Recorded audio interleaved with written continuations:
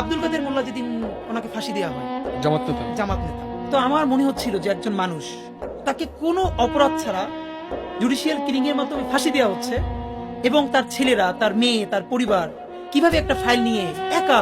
তো পরের দিন ওনাকে যখন ফাঁসি দেওয়া হলো এবং পরে জানলাম ওনার ঢাকার বাসাও হামলা করা হলো এবং ওনার বাচ্চাদেরকেও সেটা দেখতে দেওয়া হলো না। আমি জানি না ভাইয়া কি হয়েছে আমার।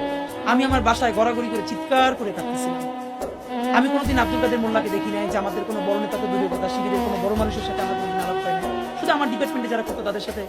আমি চিৎকার করে গড়াগড়ি করে কাঁদতেছিলাম। আমার মনে হইতেছিল যে আমার অতি পরিচিত একজন মানুষ, যে মাজলুম, তারে আমাদের সামনে বসে, এখানে আমার বাসার পাশে কোর্ট, আমার বাসা রামপুরা, এখান থেকে এত কাছে, তারে ফাঁসি দেওয়া হইলো কোটি কোটি মানুষের সামনে। আমরা দেখতেছি কিন্তু কেউ কিছু বলতে পারতেছে না।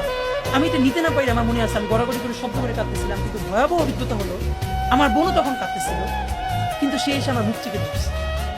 আমার বোন মুখ চেপে ধরে আমার বলতেছে, সেও কাঁদতেছে নীরবে, যে জোরে চিৎকার করে কাঁদা যাবে না, কারণ আমার বাসার পাশের ফ্ল্যাটে যদি কেউ চিৎকার করে কান্না শুনে, তারা বুঝে ফেলবে যে এই বাসায় মনে হয় শিবিরের কেউ আছে, তখন আমাদের বাসা ছাড়তে হবে, অথবা এই বাসায় আমরা থাকতে পারবো না।